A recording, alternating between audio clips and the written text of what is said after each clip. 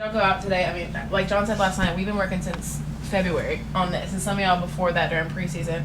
But and Castle said too, it's been 4 years taking us back to get here. There's no reason to go into this game nervous.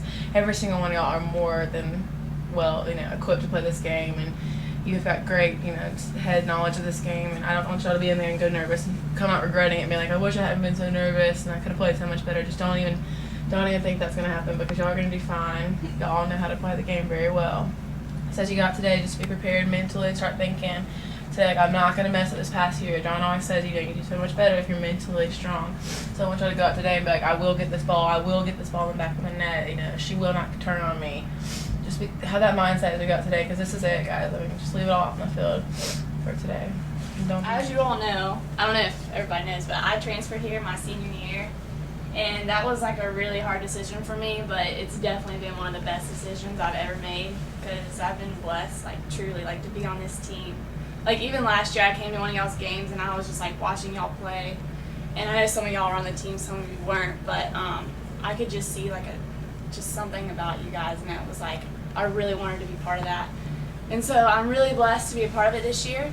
And I know I wasn't here my freshman year, Jackson was here and Castle and Meredith, but I really hope we win today, because we've been working so hard for it, and I know we can win. I feel it. So just try your hardest every ball. Just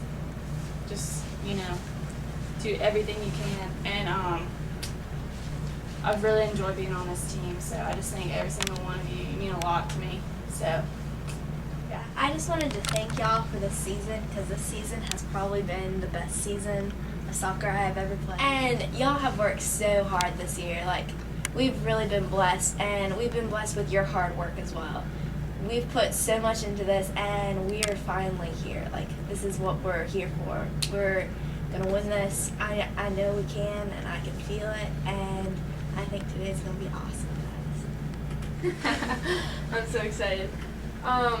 Okay, I guess as a challenge, what we were talking, or what I said last night, and then wrapping up with, all of us have just been feeling and what we've learned through high school. We just want to leave you with, and it's more than just soccer. It's more than just what we do on the field. And so it's not gonna be long. I just have a couple of things I've learned. I want to just go through that. If I could go back and redo, it would make all the difference. And I don't know, I heard people do this when I was underclassmen too, and trying to take note of it, but I don't know, I think this is just one of the key things. So in our everyday lives, how I talked about last night, how it's a state championship game, and so we think that we need to be nervous, but really it's another game that we need to enjoy and take advantage of. How I was talking about that?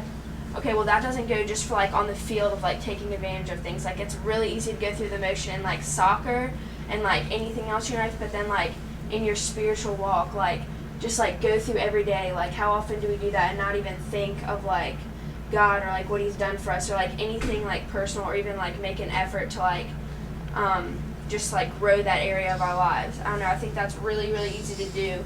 And I've spent a lot of high school just doing that, going through the motions and not making the most of it, not reaching out to the people around me. And I think it's really easy to do that and to be normal and to be average. But I don't know, we're called to be above that, soccer and our spiritual walks and everything, because in Matthew it says, to whom much is given, much is required.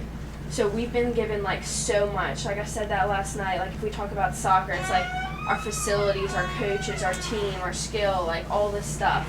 And if we talk about our spiritual lives, we are all blessed to go to a Christian school. And I know a lot of us don't like that sometimes, but trust me, by your senior year, you'll come to realize it is such a blessing, and it does so much for you, and you don't appreciate it probably at the beginning, but it's really, really a good thing. And we've all been blessed so much, so we're called to a higher standard, and that standard isn't comparing ourselves to the people around us, or what they do or what they look like or the clothes they have.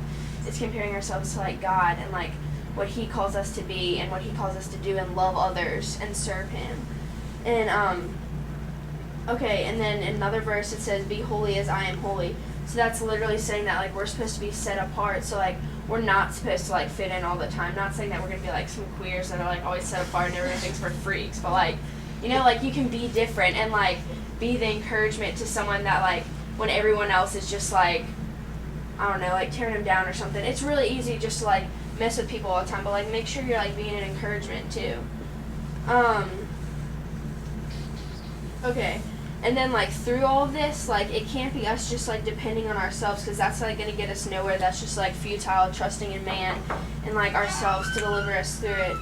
And in Hebrews 2:18, it tells us why we should be depending on God. And it says, because he himself suffered when he was tempted, he is able to help those who are being tempted. So pretty much, like, God's going to understand anything we've gone through. And, like, it says right there that, like, we should be, like, trusting in him. So, like, through anything, like, he's going to know. So, I don't know, that seems pretty comforting to me. I don't know if it is to you guys, but I don't know.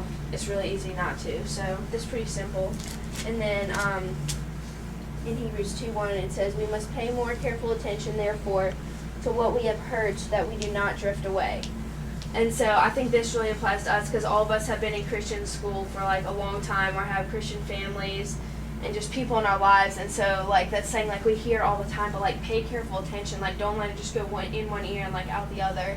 Like, be intentional and, like, live, like, devoted lives that are, like, passionate and, like, seeking the Lord and serving others. So, and then I guess one last challenge.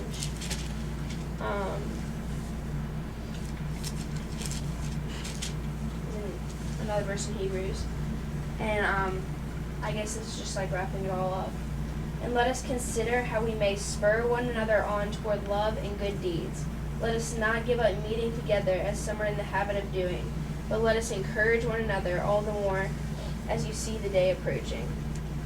So that's kind of like the main point of it all, you know, like helping those around us and like reaching out to your teammates, to your schoolmates, even like family members or anyone, and like just like don't make it all about you and don't focus on yourself, because that's really easy to do in high school, and just like it flies by and then you look back at what you've done and it's like all been focused on you and what you can do for yourself, and like you haven't grown in your walk with God and you haven't reached out to others around you, and like just don't let that happen, because I mean like God can redeem that still, but like use the time he's given you.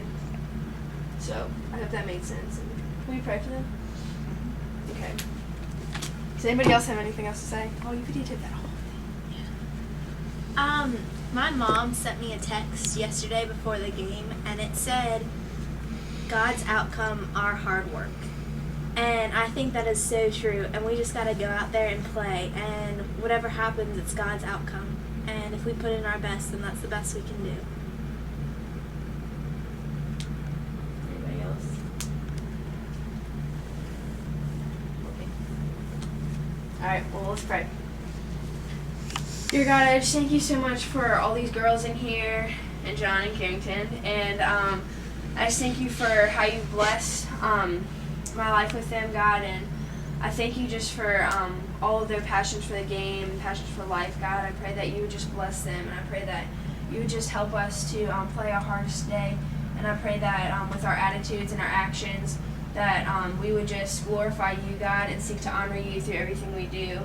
I pray that you would help us to live intentionally, God, and to live passionately, that we may seek to honor your name on and off the field, God, in our everyday lives and the little things that we do. I pray that we would just reach out to others, and that we would just be lights shining for you, Father, and that we would see that there's more to life than ourselves, and that we wouldn't live empty lives just serving ourselves, but that we would just seek to fulfill our lives in you, God, and just your calling for each of us. And I pray that you just bless this group tremendously for all their hard work and just everything that they've sacrificed in order to use the gifts that you've given them, Father. I pray that you would just draw each of them closer to you and just show them your purpose, their purpose for their lives.